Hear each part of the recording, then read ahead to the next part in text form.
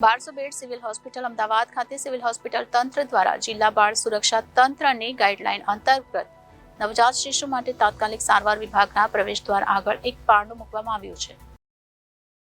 સમાજમાં મુશ્કેલ પરિસ્થિતિમાં જન્મનાર બાળકને કચરાપેટી, ઝાડીઓ કે વાવરૂ જગ્યાએ ન મૂકતા જો હંમેશા માટે ત્યાગ કરવા ઈચ્છતા હોય તો આ 1200 બેડ ઇમરજન્સીની બહાર મૂકેલા પારણામાં મૂકી સાથે રહેલ બેલ દબાવવાનું રહેશે। આ રીતે બાળકને પારણામાં મૂકનારની ઓળખ જાહેર કરવામાં આવશે નહીં। આ રીતે ત્યજી દીધેલ બાળકને સિવિલ હોસ્પિટલ દ્વારા સુરક્ષિત રીતે જિલ્લા બાળ સુરક્ષા તંત્રને સોંપી સરકાર દ્વારા બાળકની જવાબદારી લઈ માવજતપૂર્વક ઉછેર કરવામાં આવશે। 1200 બેડના ટ્રાયક પાસે સિવિલ હોસ્પિટલમાં આજે ત્યજી દીધેલા બાળકો માટે પારણું મૂકવામાં આવ્યું।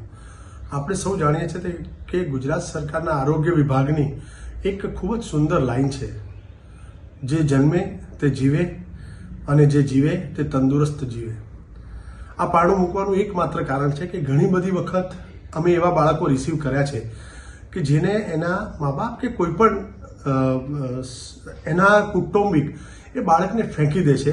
એ અવાવરૂ જગ્યા પર બાળકો મળી આવે કે એમ કે કાંટાળી તાળમાં મળી આવે કે પછી એ ધૂળ ધાણી અથવા એમ કહીશું કે એકદમ ધૂળવાળી પરિસ્થિતિની અંદર બાળકોને અહીંયા ત્યજી દીધે કચરાપેટીમાં। આપણે સૌ જાણીએ છીએ કે આવા બધા કિસ્સાઓ થતા હોય છે।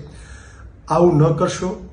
જ્યારે પણ આપણે આપણા બાળકને ત્યજી દેવું છે હંમેશા માટે, તો સિવિલ હોસ્પિટલના ટ્રાયક પાસે આવો। અમે ત્યાં પારણું મૂક્યું છે, ત્યાં આપનું બાળક મૂકી અને બાજુની અંદર બેલ છે, બેલ દબાવશો એટલે આપની કોઈ પણ જાતની ઓળખ ડિક્લેર કર્યા સિવાય આપ એ બાળક મૂકીને જતા રહેશો અને તેનું જતન અમે લોકો કરશું।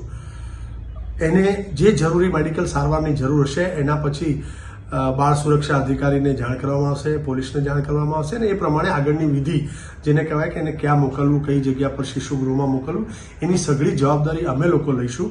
એટલે આપે બિલકુલ નિશ્ચિંત થવાનું છે। માત્ર એક રિક્વેસ્ટ છે કે બાળકોને ગમે ત્યાં કચરાપેટીમાં કે તારની ઝાડમાં કે કોઈ પણ જગ્યાએ અવાવરૂ જગ્યાએ મહેરબાની કરીને ફેંકી ન દેશો। એને જીવવાનો પૂરો અધિકાર છે, તંદુરસ્ત જીવવાનો અધિકાર છે, તો એની કાળજી અમે લઈશું। આજથી આ સેવા સિવિલ હોસ્પિટલના ટ્રાયક પાસે ચાલુ કરવામાં આવી છે અને આપના માધ્યમ થકી એ લોકો સુધી પહોંચાડશું કે આપના બાળકને ગમે ત્યાં ત્યજી ન દેતા આવી સેફ જગ્યા પર મૂકી જશો તો અમે એની મેડિકલ કન્ડિશન સ્ટેબિલાઇઝ કરી અને આગળની બધી જ પ્રોસેસ છે એ કરશું। આપે ચિંતા નથી કરવાની, બસ એ બાળક તંદુરસ્ત રહે એની આપણે સૌએ જવાબદારી લેવાની છે। Bureau report Janadesh news Ahmedabad.